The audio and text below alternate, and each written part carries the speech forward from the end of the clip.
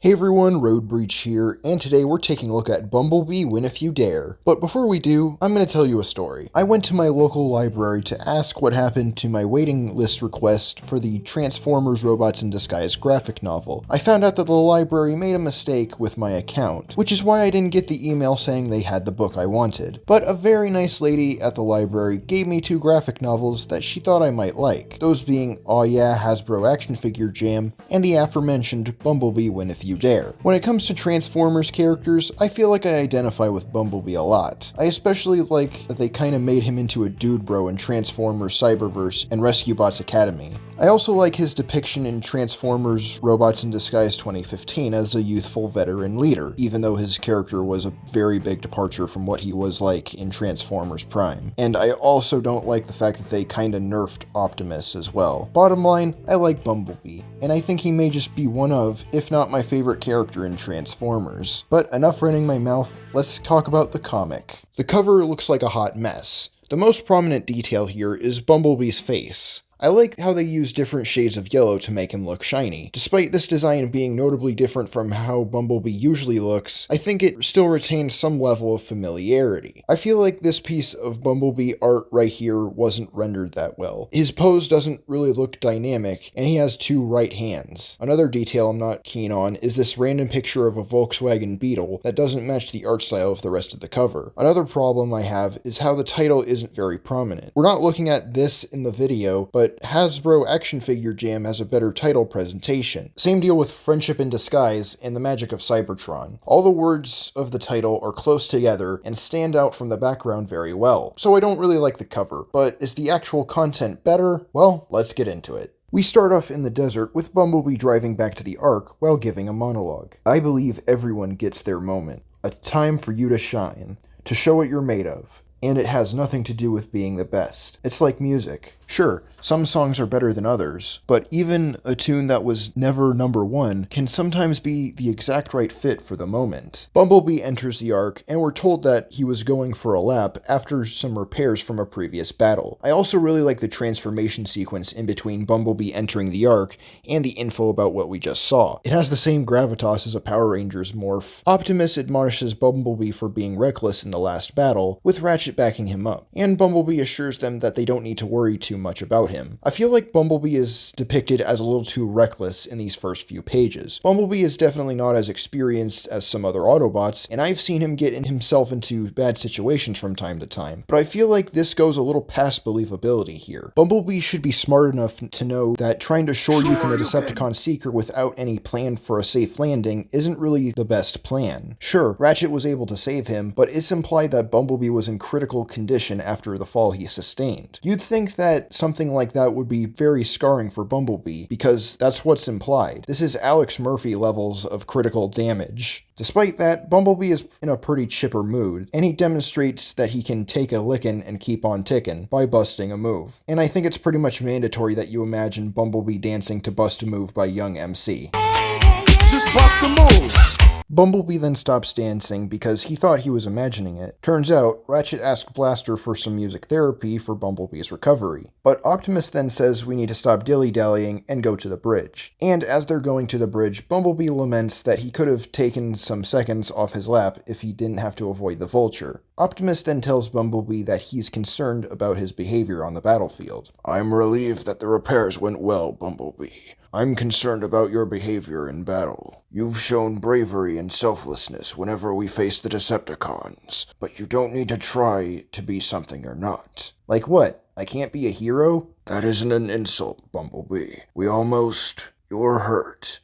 I'm thinking tactically. Know your strengths and your limits. For example, you can't fly. When they get to the bridge of the Ark, Prime asks Prowl if there's any new developments, and Prowl mentions some unusual seismic activity that has the possibility of being Decepticon funny business. Also, she may not do or say much here, but I like that Windblade makes a cameo. Prime gives Windblade orders to survey the coordinates of the seismic activity, and Sideswipe orders to patch the radiation leak in Nevada. But Bumblebee has to stay at the Ark because of his recovery. As a compromise, Bumblebee is allowed to go out to road test his repairs. But even then, Bumblebee still feels bummed out that he's not in action. I also feel like some of these scenes look really good. But Bumblebee hears some engines roaring in the distance, and he goes to check it out. He finds that two people are racing, and the Jeep knocks Bumblebee out of the way. Despite that, Bumblebee comes back to the scene to make sure that no one's getting hurt. And Bumblebee isn't wrong for wanting to do that,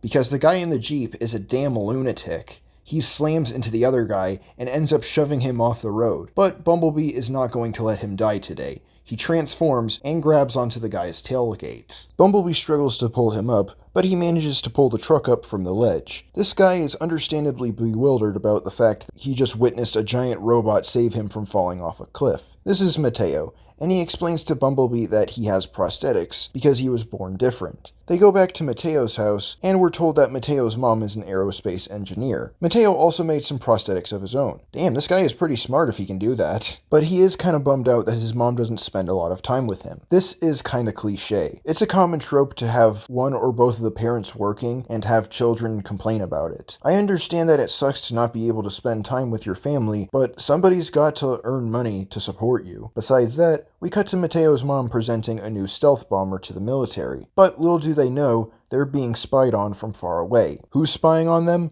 Swindle. Side note, I actually knew the Jeep from earlier was Swindle. I know Transformers very well, so seeing a Jeep with a purple grille might as well have been a neon sign saying, "This is Swindle." The next day, Angela, that's the mom's name by the way, is making breakfast. Mateo comes downstairs to get breakfast, and Angela tells him that she's going to be working another 16-hour shift. But she assures him that after the demonstration of the stealth bomber tomorrow, things should go back to normal. Mateo goes back to check on Bumblebee in the hangar, and it looks like Bumblebee has a Game Boy to entertain himself, although Bumblebee says he'd prefer music instead. Personally, I'd be pretty happy if I was given a Game Boy to entertain myself. Just give me a good game to play on it and a light attachment so I can see what I'm doing. So Bumblebee and Mateo go out for a drive. Mateo is having a good time, and says maybe not as good as fighting Decepticons, but Bumblebee thinks that fighting is overrated. Subjective, but not entirely false. And they have some small talk, which eventually comes back to that racer from earlier, who they still don't know is a Decepticon. But even though they don't know about Swindle, they plan on finding him. Also, is it just me, or do these two background characters look like Daphne and Fred from Scooby-Doo? They go to an auto repair shop because Mateo thinks his friend Nicole knows who the guy in the Jeep might be. Mateo calls out for Nicole, and she tells him to hold on while she puts something down. Bumblebee points out that Mateo's voice cracked when he called out for Nicole, and suggests that he might have a thing for her. I can't really blame Mateo. A pretty girl who knows stuff about cars is a turn-on in my book. Mateo is obviously embarrassed and tells Bumblebee to shut up. Nicole is a little confused about who he's talking to, and Mateo tries to pass it off as him talking about the 1937 Packard in the first panel. It is a really nice looking car, by the way. Nicole then asks if Bumblebee is a new car, and Bumblebee opens his door. Nicole asks how Mateo did that, and he tells her that the car is heavily modified. Mateo is a little mad at B for having disregard for hiding in plain sight. Things then shift to the off-roader guy Mateo met yesterday, and Nicole thought he was about to ask about the dance tonight. Bumblebee then turns on the radio, and Mateo says it must be some electrical glitches. Nicole asks Mateo about the dance, but he tells her that he doesn't dance. Nicole then tells Mateo that she doesn't know the off-roader guy, but she has heard about where he hangs out. So Bumblebee and Mateo leave. Bumblebee kinda likes Nicole, but Mateo is understandably pissed that Bumblebee was acting out to try and charm Nicole. Dude, why would you do that to me, man? What? Are you kidding? Mateo, when I met you, you were high-speed racing on mountain cliffs. You started rolling with a giant robot. Why would you be so nervous around your friend? Mateo then brings up the situation with Bumblebee's crew, and Bumblebee tells him that he'll turn his seat into an ejector seat if he doesn't watch his mouth. Nicole told them that the off-roader guy hangs out at a place called Herman's Military Surplus and Museum, and Bumblebee feels uneasy because vehicles like this are usually Decepticons that want to tear him apart. Mateo decides to get out and see if anyone's here, and it turns out that a blonde guy and Swindle are here. Swindle tells this guy to go talk to Mateo, and Mateo asks the guy who drives an orange off-roader and asks if he is that guy, to which he answers no. The blonde guy then tells him that he should leave if he's not going to buy anything, but he tells him that his mom is an aerospace engineer and that there might be something here that his mom could use. But Mateo then sees this guy has pictures of his mom's new stealth bomber. Mateo then makes a mad dash towards Bumblebee and says that they got a dip. The blonde guy then tells Swindle that Mateo saw the pictures, and Swindle busts through the door floor and knocks Mateo's prosthetic leg off his body. Mateo says he's fine, but that had to have hurt somehow.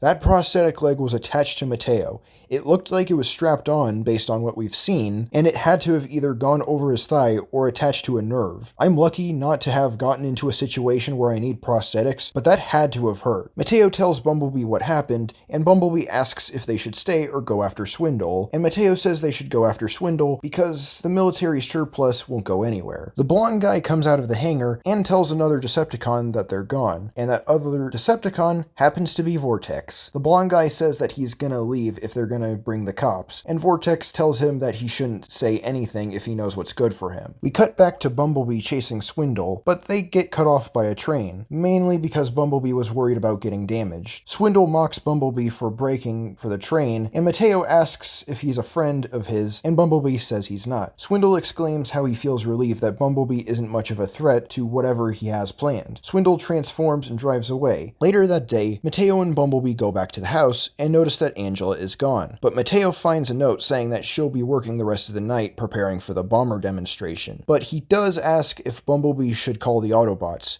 to which Bumblebee reassures Mateo that Swindle was kicked out on his own a while ago. Bumblebee then changes the subject to the dance at Mateo's school, and encourages Mateo to use the prosthetics he made. Mateo agrees, and Bumblebee promises that he's going to make tonight really good. We cut to Angela on the side of the road in need of transport. Swindle comes by and tells her that he's military police, and told her that road spikes were set up for the bomber demonstration, and said that the lieutenant was unable to get the word out because he got food poisoning, which of course isn't the case, and Swindle just straight up kidnaps Angela to give him and the other Combaticons stealth upgrades. But if Angela refuses, then Onslaught will give Vortex the order to kill Mateo. Speaking of which, Bumblebee shares his concern about the attack helicopter in the sky, but Mateo says that it's a common occurrence around here, and there's guaranteed to be more tomorrow because of the bomber demonstration. Hey Castle, how many times have I mentioned the bomber so far? You've mentioned the stealth bomber a total of 7 times up to this point. Good to know. Mateo meets up with Nicole, and she's happy that he showed up. Nicole's favorite song comes on, and Nicole brings Mateo onto the dance floor. Mateo talks to Bumblebee to tell him that he can't dance, but Bumblebee tells him that he shouldn't turn back now. Bumblebee mentions that he's able to control Mateo's prosthetics, and kinda forcefully teaches Mateo how to dance. Mateo is definitely frustrated Bee did this, but Mateo ends up having fun on the dance floor. Bumblebee then brings up the fact that he stopped controlling Mateo after the last chorus of the song, so Mateo is now a good dancer thanks to Bumblebee. But Bumblebee notices that the chopper is actually Vortex. Bumblebee tries to call the other Autobots, but Vortex is jamming his signal, so Bumblebee decides to try and get clear of Vortex's jammer. Mateo couldn't hear Bumblebee over the music, but he wanted to say thanks for helping him on the dance floor. Bumblebee tells Mateo that he has to leave. This worries Mateo, so he bolts out the door, and he's understandably perplexed about what's going on. Nicole is also confused about what's going on, but she notices that the Beetle he had the other day, and asks if somebody just took off with it, and Mateo tells her, sort of. But luckily, Nicole offers to chase Bumblebee in her car, and I gotta say, her car looks very nice. We cut back to Angela with the Combaticons, demanding that Angela tell them everything about the stealth tech on the bomber. Brawl has a monitor that shows Vortex is trying to blow Bumblebee to Kingdom Come, but Onslaught doesn't want Vortex to turn Bumblebee into scrap because he thinks Mateo might be inside Bumblebee, and they want him alive. Angela then throws a map at Swindle and makes a break for the door. Swindle wasn't able to lock said door because Cybertronian hands can't really use human-sized locks. We cut back to Bumblebee getting shot at by Vortex. Bumblebee then monologues about how he can't think of what other Autobots could have done and thinks about what he can do. Mateo contacts Bumblebee again, and Bumblebee tells Mateo to stay away because Vortex is a dangerous Decepticon with high firepower. Bumblebee also has the idea to lead Vortex into an area with lots of military personnel. We cut back to the Combaticons looking for Angela, and she takes off in a propeller plane. Since Angela is an aerospace engineer, it's not entirely far-fetched for her to know how to fly a plane. She flies over to Airport Sierra and requests permission to land, and tells the air traffic controller that she's being chased by Decepticons. Onslaught orders Vortex to shoot down the propeller plane without killing Angela. So Vortex shoots down Angela's plane, and Bumblebee orders Mateo to get the hell out of here because this shit looks about as dangerous as the Human Torch in a dynamite factory. Onslaught orders Brawl to fire at Mateo and Nicole, but Bumblebee manages to force Brawl's cannon to miss the car. This understandably pisses off Brawl, but Onslaught points out that they missed their chance chance to intercept Angela, who lands safely and tells the military personnel that they need to take down the Combaticons. Onslaught isn't playing around anymore, so they all combine to form Bruticus, and Bumblebee is really up shit creek without a paddle, but luckily, the humans are here to unload their weapons on Bruticus. Mateo comes by to check on Bumblebee, and he tells Mateo that he doesn't know if he can beat Bruticus, but Mateo reiterates something Bumblebee told him. It's not about being perfect or the best, but if you show them who you are. Bumblebee decides to use his size to his advantage by racing around Bruticus to try and get him to swat at him. Bruticus isn't fast enough to catch Bumblebee,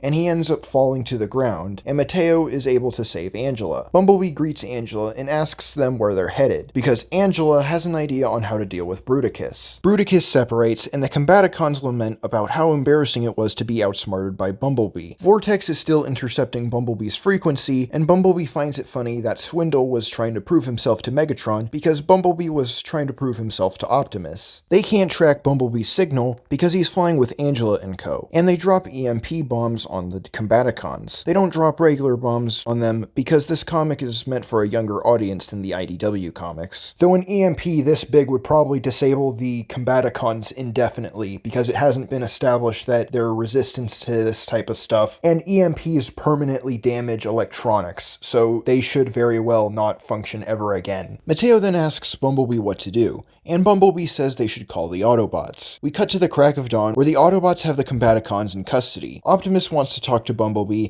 and he preemptively apologizes to Optimus for the whole situation. But Optimus understands that it's too easy to define someone by what you've seen of them, and should consider what they're capable of. Bumblebee and Mateo decide to have a race, and we close out with Bumblebee saying he believes everyone gets their moment, and if you focus on helping others, it means you get to enjoy more moments together. The end. Overall, this comic is pretty good. Bumblebee Win If You Dare is a good encapsulation of why I like Bumblebee. He's a character that's capable of getting lots of development, and his personality is very magnetic. Bumblebee not only saves Mateo from falling off a cliff, but he also manages to get him out of his shell and make him more confident in what he's capable of doing. This comic also has a good understanding of setup and payoff. As the bomber is brought up, it's reinforced naturally throughout the narrative, and it comes back full circle in the climax. This was fun to follow. I recommend that you buy this book.